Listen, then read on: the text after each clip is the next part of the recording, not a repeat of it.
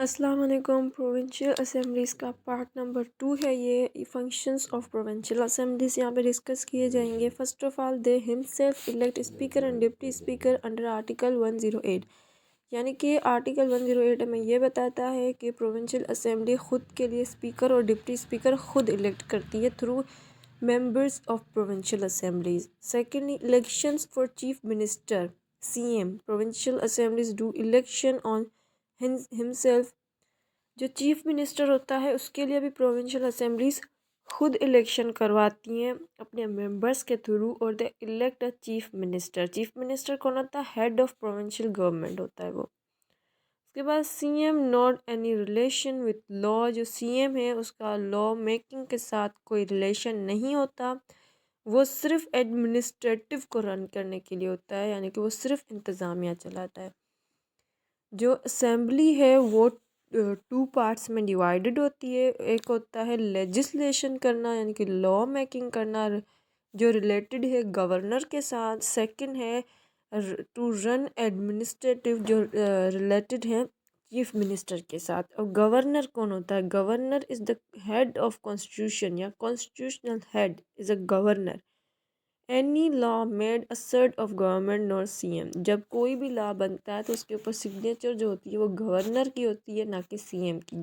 जैसे कि हमने ऊपर बोला कि लॉ मेकिंग में सीएम का कोई अमल दखल नहीं होता। लॉ मेकिंग जो है प्रोविंशियल लेवल पर जो है वो गवर्नर करता है, जैसे कि पाकिस्तान के लेवल पे प्रेसिडेंट करता है, वो भी कॉन्स्टिट्यूशनल हेड है। इसी तरह गवर्नर भी प्रोविंस का कॉन्स्टिट्यूशनल हेड है। लेकिन ये होता है कि गवर्नर जो इलेक्ट होता है वो जो पार्टी फेडरेशन में बैठी होती है वो अपनी मर्ज़ी से अपनी पार्टी का गवर्नर इलेक्ट करती है। When any administrative work that is doing by CM, यानी कि जो भी इंतज़ामिया का काम होता है वो जब होता है तो वो सीएम ही करता है, सीएम की तरफ से होता है।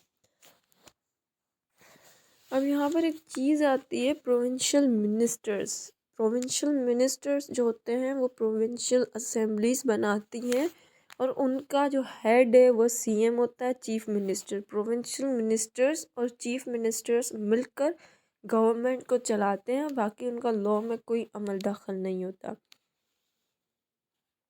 जिस भी प्रोविंस में कोई भी लॉ बनता है उसमें सिग्नेचर गवर्नर की होती है। गवर्नर जो है उसके ऊपर जो प्रोविंशियल गवर्नर हैं वो प्राइम मिनिस्टर के अंडर होते हैं। और यहाँ पर एक बात चीज़ बताई गई है कि बजट जो है ना वो लॉ की शेप में पास तो होता है लेकिन वो एक्चुअल में लॉ नहीं होता। तो इसके लिए उस पर जो सिग्नेचर होती है वो सीएम की होती है, चीफ मिनिस्टर की। यानी कि जो भी फाइनेंशियल वर्क होगा उसमें वो सीएम करेगा, यानी कि चीफ मिनिस्टर। आर्टिकल 115 जो है वो बताता है कॉन्स्टिट्यूशंस ऑफ सीएम। ठीक है, other name is provincial government. Article 115 जो है वो सीएम की कॉन्स्टिट्यूशनल राइट्स के बारे में बताता है और उसके जो है पावर्स के बारे में बताता है। एंड उसका दूसरा नाम जो है वो प्रोविंशियल गवर्नमेंट है। और यहाँ पे एक बात ये भी डिक्लेयर की गई है कि जब कोई लॉ बन रहा होता है उस वक्त सीएम भी अवेलेबल होता है उस जगह।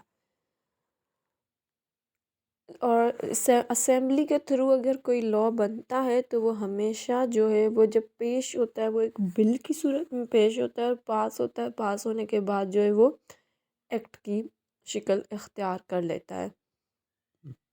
अगर कोई असेंबली जो है वो डिज़ोल्व हो गई है तो बिल्स का क्या होगा? बिल्स आ चुके हैं तो वो बिल्स भी जो है डिज़ोल्व हो जाएंगे। ये आर्टिकल 117 हमें बताता है। फिर वो बिल्स जो है एक्ट नहीं बन पाएंगे, they are dissolve with the dissolution of assembly. Other third part हम डिस्कस करेंगे थर्ड वीडियो में। Thank you.